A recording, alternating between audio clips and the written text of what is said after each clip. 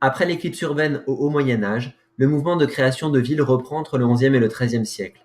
Les fondations dans le sud-ouest de la France des Bastides ou Villeneuve, quasiment intactes aujourd'hui, en sont des manifestations.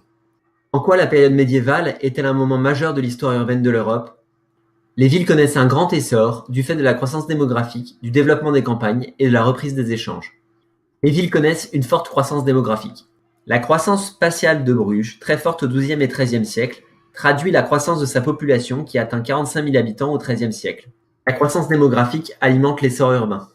La croissance démographique des campagnes, dans lesquelles vivent l'immense majorité de la population, permet la conquête de nouveaux espaces. Elle est accompagnée par l'amélioration des outils agricoles, qui permet une croissance de la production alimentaire pour nourrir les villes. L'essor urbain est soutenu par une reprise du commerce international. Après un déclin au Haut Moyen Âge, le commerce international reprend entre le XIe et le XIIIe siècle. La Hanse, association de villes marchandes de la mer Baltique et de la mer du Nord, est l'expression de cette croissance du commerce international. La ville médiévale se définit par ses murailles, sa forte densité et ses multiples fonctions. La ville est enserrée dans ses murailles. Par exemple, Paris est protégée par l'enceinte de Philippe Auguste, édifiée entre 1190 et 1213. Elle fait plus de 2 mètres de large, comprend 77 tours, des fossés, 13 portes. À l'extérieur se développent de nouveaux quartiers, les faubourgs.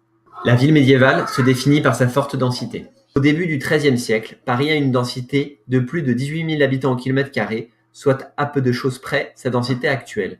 La ville est en forte croissance, car en un peu plus d'un siècle, elle aura multiplié sa population par 4. La ville médiévale a de multiples fonctions. Une fonction religieuse d'abord. La cathédrale est le siège de l'évêché. Une fonction de production. Les artisans travaillent en ville et sont organisés en métiers. Une fonction commerciale. Par exemple, à Ypres, c'est aux halles que sont vendus les draps fabriqués en ville et dans les campagnes environnantes.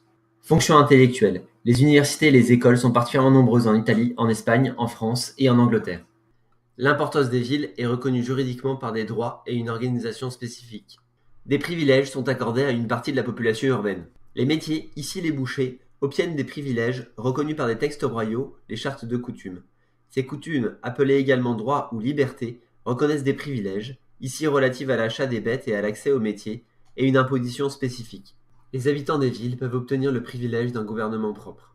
Par exemple, vers 1150, l'archevêque d'Arles accorde aux habitants la création d'un consulat de 12 membres ayant entre autres le pouvoir de justice. Ce type d'organisation est révélateur de la naissance d'une élite bourgeoise, souvent marchande, et d'un relatif déclin de la tutelle seigneuriale ou ecclésiastique. Pour conclure, le retour de l'essor urbain et la mise en place des spécificités urbaines reconnues en droit font de la période médiévale un moment majeur de l'histoire urbaine de l'Europe.